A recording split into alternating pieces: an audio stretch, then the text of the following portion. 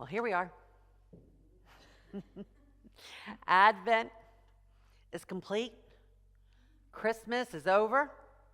And we find ourselves in this space of potentiality, possibilities.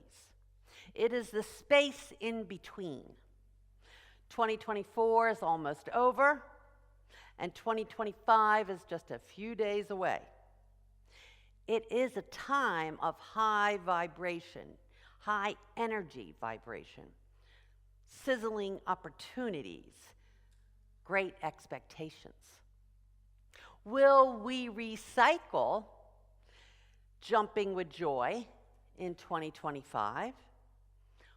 Will we go back to 2023 and try flying in faith again? Or will we pave a completely new path into 2025? Now, many people look like they are stepping into a new year. They even say things like, "Whew, I'll be happy to say goodbye to this year." But in reality, they don't move. They stay stuck in a previous year and then wonder why nothing changes. Consciously or not, they have chosen to go with the devil they know rather than with the one they don't know. They would rather stay in a not fabulous situation because they fear the unknown. But what would happen if they let go of that fear? And that is where we are today. Now, anyone get any gifts this year, Christmas? Anyone get any gifts? Ah, come on, no one got any gifts? Come on, there we go. Fess up. Well, I certainly did, and it was a banner year because I didn't get even one gift that I thought of regifting. Now, don't tell me you've never regifted. We have a whole table in the community room that says differently, okay? And regifting is not a bad thing. As you were giving something a second life or putting something to good use. When we regift, we don't want to proclaim that something is useless or junk, so we are throwing it away, getting rid of it, tossing it out. No. That gift was someone's way of loving you or remembering you. That gift was intended to be a blessing. And that blessing is still there to be passed along to someone else. So let's take a minute to do that. Hold in your mind the gift you placed on the giving and receiving table in the community room, or that you might give to somebody else, or you might give to a charity, or perhaps even exchange for something else. Bring that gift to mind, and let's bless it with our love. So let's become still and let's give it a blessing. I accept the love blessing of the gift I received. And I now send that blessing of love with the gift to someone else. I affirm that they will use and cherish the gift and the blessing. I release and give back to the universe this precious gift without any need to know who will receive it or what will happen to it. It is no longer mine. With love, I release it and let it go. Amen. Yeah. Well, the talk today is titled, "The Gifts to Keep and the Gifts to Release." You see, everything is a gift. And at one time, it might have served you. So it is worth keeping. But a gift that at one time served you or helped you might not be such a great gift today. It might be even perceived as excess baggage, something you don't want to drag into 2025. Now, just a minute ago, we were talking about physical gifts that we received. But what about those non-physical gifts that we have accepted over the years? And we all got them, either directly from a person or from an organization or from a culture.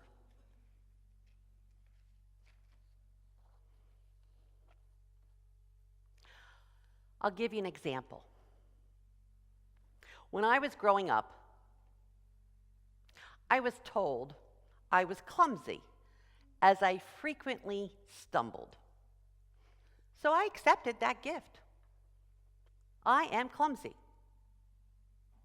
I was also told that I was bad with money, as I immediately spent every penny anyone gave me. And I didn't record the money anywhere. If someone said, "What happened to that?" I don't know. So I accepted that gift. I am bad with money. Of course, they weren't the only gifts I received growing up. I received gifts that I'm smart, I'm organized, helpful, funny, and creative. But I accepted pretty much whatever someone told me about me. I was young. I was trying to figure out who I was. Maybe people who are older would know me better than me. It made sense at that time. As I got older and learned more about me, I wasn't so sure about all those gifts I had received. Oh, I forgot to mention another gift that I accepted. Since I didn't want to fast and go to church, I was told I was bad. That one stung. So I decided to translate that gift to a good thing in my mind. I am rebellious. So there. I relished that gift. And for years, I enjoyed being a rebel, but often it was a rebel without a cause. I was rebellious or contrary just because. Many years later, I realized that when I changed the word from bad to rebel, I was still being defined or controlled by others. And Deborah, if you want to make the heat go up a little bit, that would be great, because I'm a little chilly too. You know, there is a world of difference between saying, "I disagree with you," and "I am in rebellion against you." They're not the same thing. My desire was to prove that they couldn't control me or define me. But in a way, they were still controlling me. So even though I didn't accept the idea that I was a bad person, I was still allowing that idea to control me. So in a way, I did accept that gift. Yeah. You see, these gifts I accepted were really ideas or beliefs about me that may be true or maybe not true. These ideas may be helpful or they may not be helpful. The gifts we wish to release are not always ones that everyone might agree should be kept or released. For instance, I am very opinionated, and I know none of you had any idea about that one. But I like being opinionated. Yet sometimes I need to pair it with divine judgment or understanding or love. On the other hand, years ago, I did decide to let go of the idea that I'm not good with money. Because in the past, that idea got morphed into a fear of money or fear of not having enough money. You see, anything that is wrapped up in fear, worry, anger, or hatred might just be something to release. Usually these gift ideas or beliefs we accepted turned into something that we don't like about ourselves. And when you don't like something about yourself, or you're embarrassed about something about yourself, it's very difficult to live your truth. Often, it's not until you can lovingly, joyfully, with gratitude, release such a gift that you're then able to lovingly, joyfully, with gratitude, embrace your true self and move forward. Now, at this time of the year, and we heard Catherine tell us about this ceremony on Tuesday night, we do hold a burning bowl ceremony so we can release that which no longer serves us, that which no longer serves our unfolding good. This letting go is considered a form of denial. And then on the first Sunday of January, we then are able to boldly dance into 2025. Many people love affirmations. But I hate to tell you this, affirmations are worthless if you haven't identified the erroneous idea or habit to release. And that's called a denial.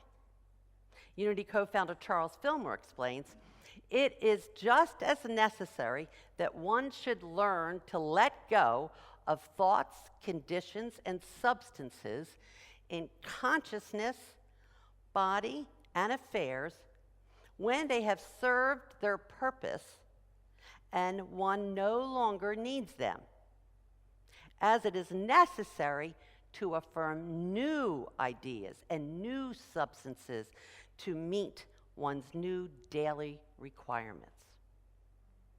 And in fact, one of our 12 spiritual powers is the power to release, to eliminate, to let go. In our Metaphysical Bible Dictionary, it states, therefore, it is very necessary that the eliminative or release spiritual faculty be embraced so that a right balance between receiving and giving lay hold and letting go be established. No amount of beautifully written affirmations or positive statements of spiritual truth will support you boldly dancing into 2025 until you have gone deep into yourself and truly decided what you desire to release. So in a few minutes, I'm going to give you some time to write down on a blank piece of paper what gift, meaning an idea or belief about you or the world, you want to lovingly and joyfully release. Remember, this is for your eyes only. It might be just one word. It might be several words. It might be a sentence. Just be courageous and honest. Now, if you need paper, in the little slot in front of you, there's paper, and there might be a pen also. If you need a pen, because one's not there or somebody else grabbed it, raise your hand, and Chris is going to bring it to you. Okay, right in front of you, Chris. Raise your hand, keep them up so Chris can find you. And Carolyn, in a minute, I'm going to ask you for some writing music, of course. Keep your hand raised, and she'll get a pen to you. Okay. Now, if you're attending the Burning Bowl ceremony on Tuesday night, you can bring that paper with you. We burn these release papers as a way to cleanse and purify, not to destroy. You are not destroying. You are lovingly and joyfully releasing, letting go. If you cannot attend, you have other choices. You can lovingly and release your paper in the recycle basket right here on the platform today. Okay? It'll be the first thing to be burnt on Tuesday night. We're not going to recycle it. Or you can take it home and burn it at home, preferably outside. Okay. Or another idea is you can rip it up in tiny little pieces and throw it into the air at midnight as confetti. Happy New Year. And if you're watching the service online, you can email me your release note, and I'll print it out. I promise I won't pay attention to it, and I'll place it with all the other release notes to be burnt on Tuesday night. And you want to send it to revchris@unityhartford.org. And please make sure you do that by noon on Tuesday, December 31st. Now, perhaps you notice that there are two words I've repeatedly used: lovingly and joyfully.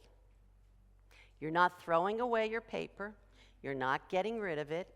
No, you are lovingly and joyfully releasing the gift, and you are grateful for this opportunity.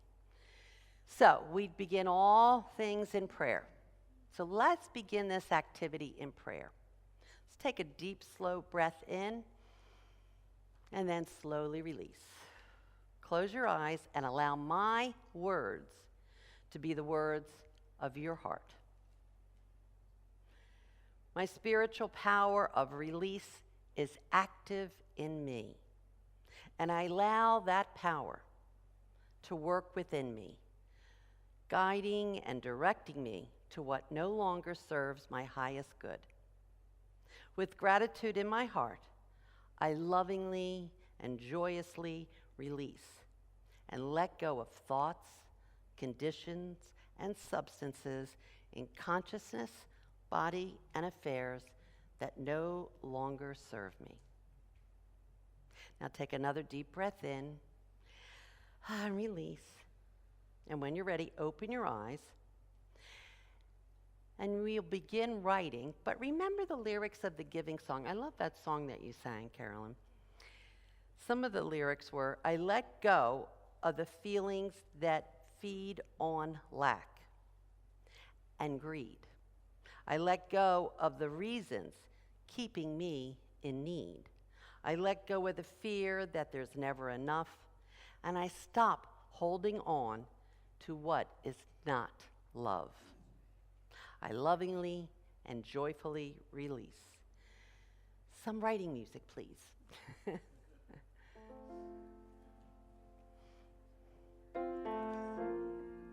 doing mine in real time.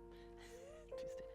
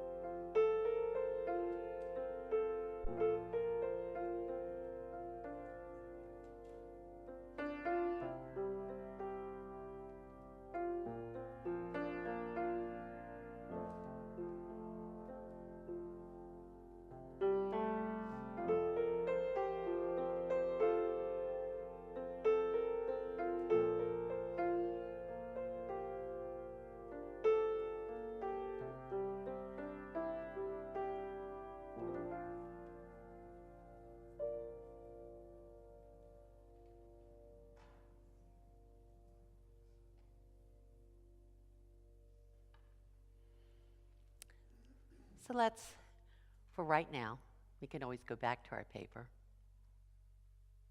Let's put down our pens. And I'm going to invite you to close your eyes. Take a deep, slow breath in. Slowly release. And fold your arms across your chest, putting a hand on either arm. Give yourself a good, strong hug. Then release.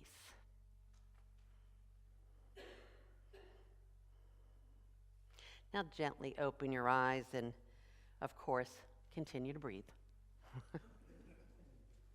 So I hope you will take full advantage of this incredible energy time between 2024 and 2025. Release what no longer serves you, and then lovingly, joyfully, with gratitude, be able to dance into your true power in 2025 along with your Unity family. Next Sunday, we'll hold our Whitestone service, and as Catherine said, it's with a twist. It will be your Whitestone of attention for the new year. Today, make a decision to release. And next Sunday, you will be making a decision to rely on one or more of your 12 spiritual powers in the coming year. So we're truly able to live your truth and to shine your light in the world. Happy New Year. Namaste.